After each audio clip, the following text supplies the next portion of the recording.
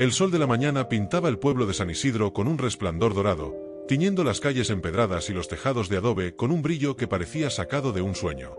Era sábado, el día en que el mercado del pueblo se transformaba en un mosaico de vida, colores vibrantes, aromas de especias y frutas, gritos de vendedores que competían por atención. Clara Morales, de 34 años, caminaba con paso firme, su bolsa de tela colgada al hombro, mientras su hijo Mateo, un niño de 8 años con rizos rebeldes y ojos llenos de curiosidad, iba tomado de su mano. Como cada fin de semana, iban al mercado a comprar lo necesario para la semana: mangos maduros, un poco de carne, hierbas para el caldo y, si el dinero alcanzaba, un dulce de tamarindo con chile para Mateo, su favorito. Pero ese sábado, algo en el aire se sentía extraño, como si el mercado estuviera conteniendo el aliento, esperando algo. Clara, con su sonrisa cálida pero agotada, miró a Mateo mientras cruzaban la plaza principal. Había criado a su hijo sola desde que su esposo, Javier, se fue hace 5 años, dejando tras de sí promesas rotas, deudas y un vacío que Clara llenó con trabajo y amor por Mateo. No había sido fácil. Trabajaba largas horas en la panadería del pueblo, amasando pan antes del amanecer, y aún así apenas alcanzaba para cubrir los gastos. Pero Clara tenía una fortaleza silenciosa, una mezcla de amor feroz por su hijo y una determinación que la hacía levantarse cada día, sin importar el cansancio. Mateo, por su parte, era un soñador incorregible. Le fascinaban las historias que los ancianos de San Isidro contaban sobre el mercado, que estaba construido sobre un antiguo cementerio prehispánico, que algunos pasillos llevaban a lugares imposibles, que los objetos vendidos allí a veces tenían vida propia. Clara siempre descartaba esas historias como supersticiones de pueblo, pero Mateo las absorbía como si fueran tesoros, tejiendo en su mente aventuras donde él era el héroe. «Hoy vamos rápido, pequeño», dijo Clara, ajustándose la bolsa. «Tu tía viene a cenar, y tengo que preparar el mole de olla. Nada de detenerte en cada puesto, ¿entendido?» Mateo asintió, aunque sus ojos ya estaban perdidos en el horizonte, imaginando las maravillas que el mercado le depararía. El mercado de San Isidro no era un lugar común. Sus pasillos estrechos, llenos de puestos de madera y lona, parecían cambiar de lugar cada semana, como si el mercado tuviera voluntad propia. Los vendedores, con sus gritos y risas, creaban una sinfonía caótica que envolvía a los visitantes. Había puestos rebosantes de frutas, mangos que goteaban jugo, piñas doradas, guayabas que perfumaban el aire. Otros ofrecían chiles secos, montones de maíz, cestas de flores y especias que pintaban el aire de rojos y amarillos.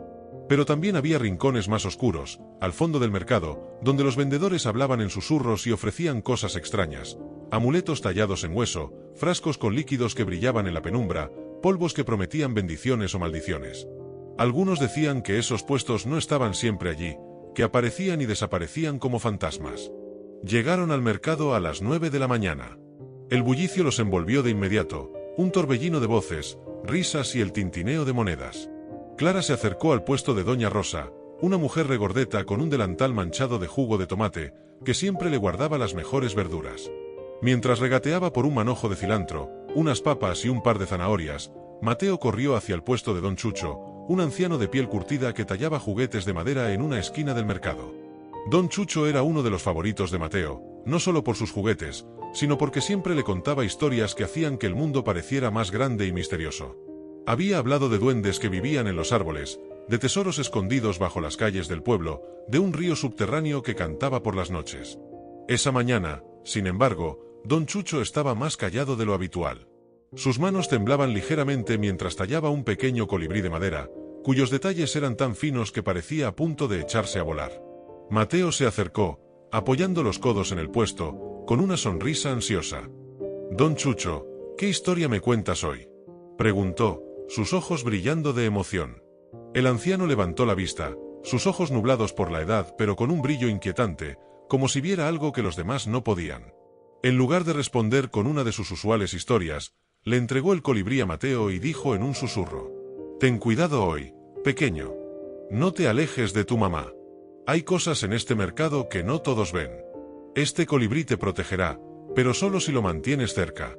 Mateo frunció el ceño, intrigado. El colibrí era ligero, casi como si estuviera hueco, pero tenía un peso extraño, como si guardara algo dentro. Quiso preguntar más, pero la voz de Clara lo interrumpió. «Mateo, vamos, no te quedes atrás», lo llamó desde el puesto de Doña Rosa, con un tono que mezclaba impaciencia y cariño. El niño guardó el colibrí en el bolsillo de su pantalón y corrió hacia su madre. Siguieron su recorrido por el mercado, pasando por el puesto de las especias, donde una anciana de rostro arrugado y mirada penetrante les ofreció un saquito de lona lleno de un polvo que llamó polvo de estrella. La anciana tenía las manos cubiertas de anillos de plata que parecían antiguos, y su voz era rasposa, como hojas secas crujiendo bajo los pies. «Hace brillar los guisos y los sueños», dijo, sosteniendo el saquito frente a ellos. El polvo dentro parecía emitir un leve resplandor, un brillo plateado que hipnotizaba. Mateo no podía apartar los ojos de él, sintiendo una atracción inexplicable, como si el saquito lo llamara. Clara sonrió cortésmente, pero lo rechazó. No creía en esas cosas, y el presupuesto era ajustado. Había aprendido a estirar cada peso, a calcular cada gasto. Un saquito de polvo, por más bonito que pareciera, no estaba en sus planes.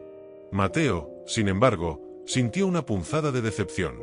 Algo en su interior le susurraba que ese polvo era importante, aunque no sabía por qué. Pero no dijo nada y siguió a su madre, con el colibrí vibrando ligeramente en su bolsillo.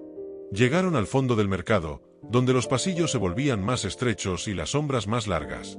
Clara buscaba un manojo de hierbas para el caldo, pero el puesto que solía visitar, el de Don Pepe, no estaba donde lo recordaba. Frunció el ceño, mirando alrededor.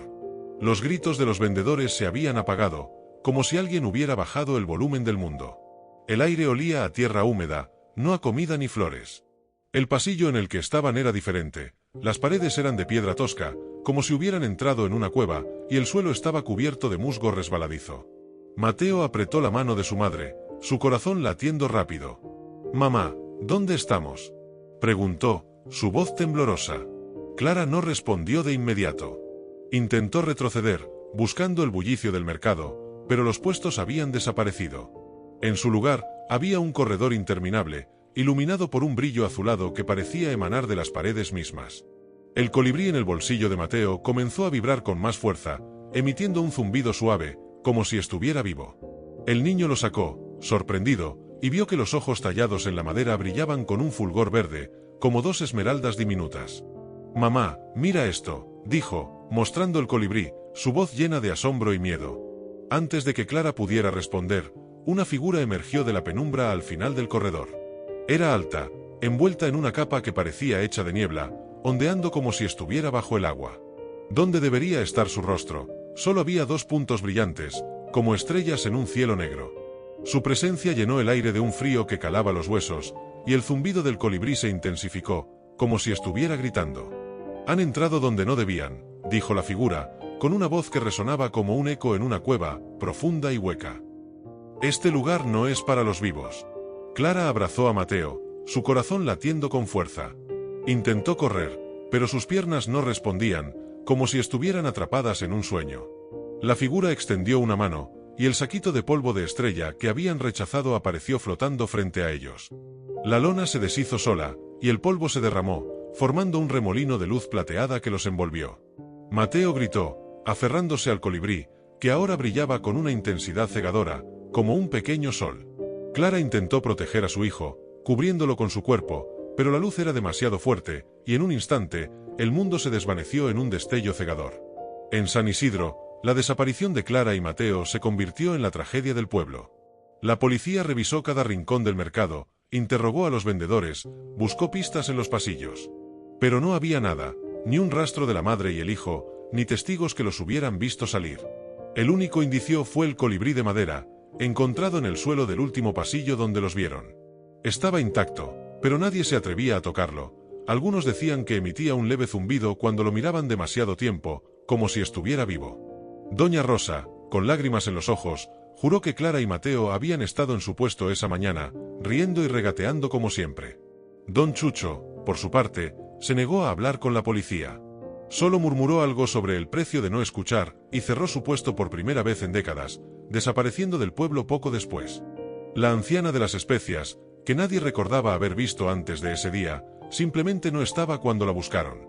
Su puesto, que debería haber estado entre el de las flores y el de los chiles, estaba vacío, como si nunca hubiera existido.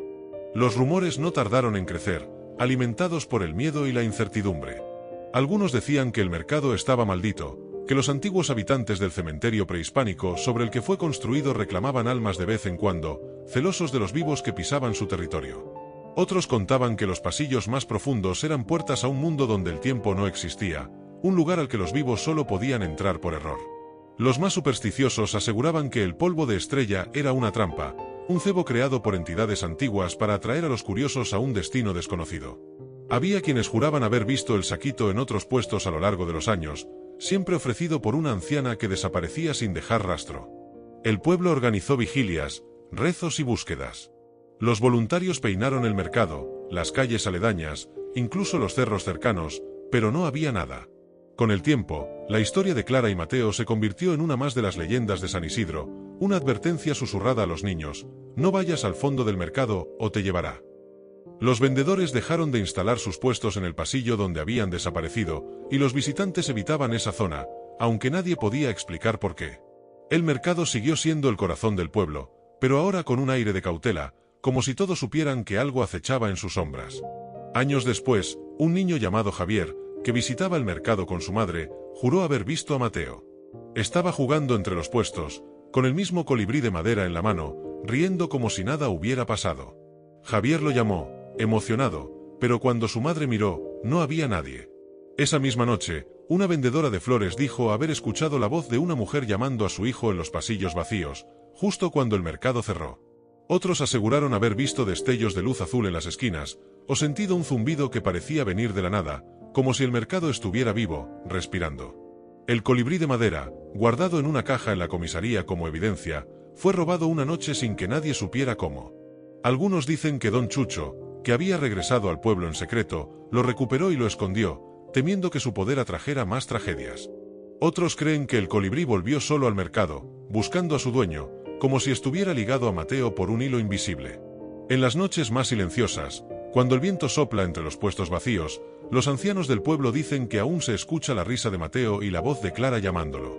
Es como si el mercado, celoso de sus secretos, los hubiera reclamado para siempre, tejiéndolos en su propia historia, en un lugar donde los vivos no pueden entrar, pero donde los ecos de los desaparecidos nunca se apagan. Algunos creen que Clara y Mateo están atrapados en un mundo entre mundos, un lugar donde el polvo de estrella brilla eternamente, y el colibrí canta una canción que solo ellos pueden escuchar.